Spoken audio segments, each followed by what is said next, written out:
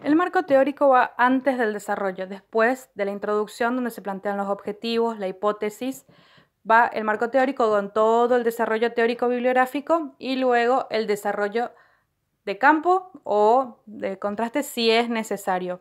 No es necesario que no es exigido en todos los casos. Luego viene el desarrollo en el cual se puede explicar la teoría en caso de que no haya marco teórico. Se analizan los datos, se argumenta y se fundamenta. Esta es la diferencia con el informe, porque el informe simplemente es explicativo, únicamente explicativo. Pero la monografía, al analizar los datos, lo va a ir haciendo desde su punto de vista, desde la perspectiva del investigador. Por lo tanto, va a argumentar y gracias a esos datos va a fundamentar una postura. ¿Qué significa esto? Supónganse que se recolecta la información acerca del dengue y se establece, bueno, mediante las entrevistas, las quejas de los vecinos, las denuncias, y mientras se va analizando se expone que hubo tal cantidad de denuncias, hubo tal cantidad de casos. Por lo tanto, se analizan los datos y dicen, es directamente proporcional el aumento de denuncias de cacharros con el aumento de casos. Se argumenta que entonces es importante, es fundamental la responsabilidad ciudadana, porque alguien puede decir lo contrario, puede decir que no incide, que se va a llenar y se va a difundir igual. Y no, se está argumentando que sí es fundamental que haga o que no haga el ciudadano para la propagación de la enfermedad.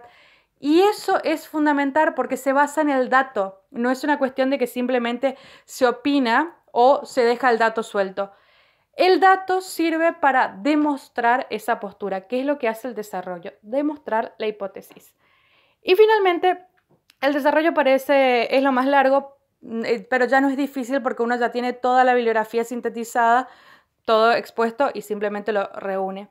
Y finalmente la conclusión. ¿Se confirma o se refuta la hipótesis? ¿Fue así o no lo fue?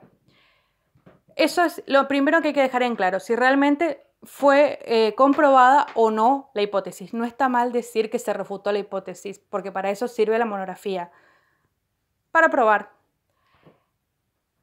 Después se sintetizan los aspectos principales desarrollados, se analiza valorativamente toda la información y se aportan nuevos conocimientos. No quiere decir, quiero señalar la diferencia, no quiere decir que uno va a descubrir cosas nuevas, que va a descubrir la mutación de algo, que va a descubrir órganos nuevos, como ya les mencioné. No quiere decir que va a crear o a descubrir la pólvora, por ejemplo. No se trata de eso, se trata de aportar nueva información en cuanto a la valoración que uno hace. Porque quizás uno puede decir, bueno, es obvio que la responsabilidad ciudadana finalmente sí influye en la propagación de una enfermedad. Sí, es obvio, pero no todos lo saben o lo tienen consciente.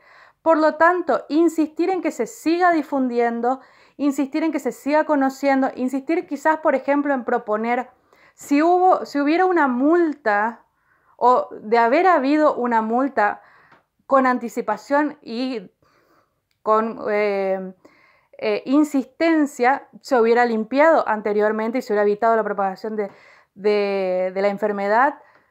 Esos detalles que observa el investigador son los que tiene que proponer para ver, bueno, a ver, ya que esta es nuestra realidad, entonces, ¿cómo se cambia? ¿Qué se propone para cambiar? Y eso es por lo que se abre después a nuevas investigaciones, porque se dice, bien, vamos a ver entonces, si esto falta en sociedad, si falta esta conciencia, ¿cómo se genera? Con un trabajo de mayor insistencia, faltó la presencia de los agentes municipales, etcétera. ¿Será que en unos años seguirá la misma situación? ¿Habremos mejorado? ¿Nos habremos estancado? Por lo tanto, ahí es donde se abre a investigaciones, a continuar investigando si se cumple o no estas cuestiones. Y por último, la bibliografía. Bien, otra característica. La monografía tiene una extensión. Tampoco hay acuerdo bibliográfico en cuanto a cuál es la extensión de la monografía. Básicamente es entre 10 a 20 hojas. Sin embargo, he leído, hay monografías de 40, de 50, y las siguen llamando monografías. Uno puede pensar, pero no es una tesis directamente. No, la denominan monografía, la denominan por las características, por tener esta estructura de marco teórico, de formato de hipótesis, de desarrollar una teoría en un campo específico, en un lugar específico, de aportar esta valoración personal, de decir, bueno, a ver, por ejemplo, este local no cumple los lineamientos ecológicos, esa es la hipótesis, se confirma, bueno, a ver, se aprecia valorativamente por qué no cumple y cómo debería controlarse para que sí se haga. Y por supuesto, cuando uno tiene un marco teórico de desarrollar todos los aspectos ecológicos, después todo el trabajo de campo, la monografía se extiende. Y la consideran monografía pese a la extensión. Por lo tanto, tampoco hay acuerdo en esto. Va a depender mucho del tema. Temas más grandes, más trabajo, temas más reducidos, son menos extensos. ¿Qué no es la monografía? En sí, si hay acuerdo, la bibliografía dice que es mucho más fácil determinar lo que no es una monografía que lo que sí es.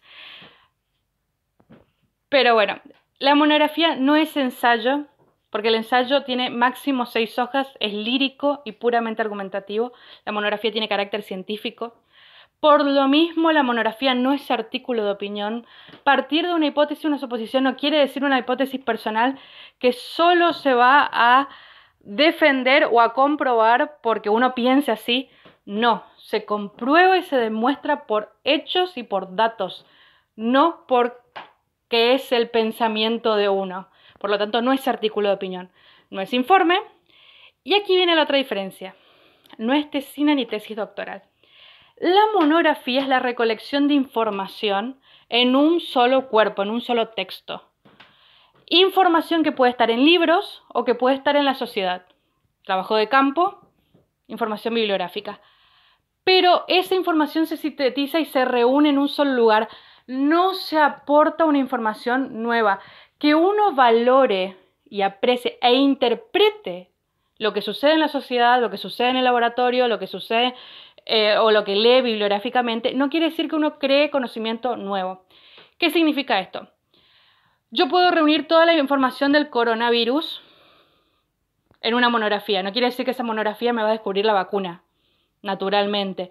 Cuando yo voy al trabajo de campo, yo sé toda la forma en que se propaga el dengue porque ya lo he leído en la bibliografía. Ya está investigado eso. Cuando yo estudio, por ejemplo, cómo se divide un tipo específico de célula, cuando yo hago ese trabajo de campo, yo ya tengo toda la teoría de todo lo que ha pasado antes. Y yo ya sé todos los casos particulares en los que se puede dividir. Me interesa saber cuáles de esos casos se va a aplicar en ese momento. Ya están estudiados los sujetos de la educación. Tengo que contrastar ese sujeto que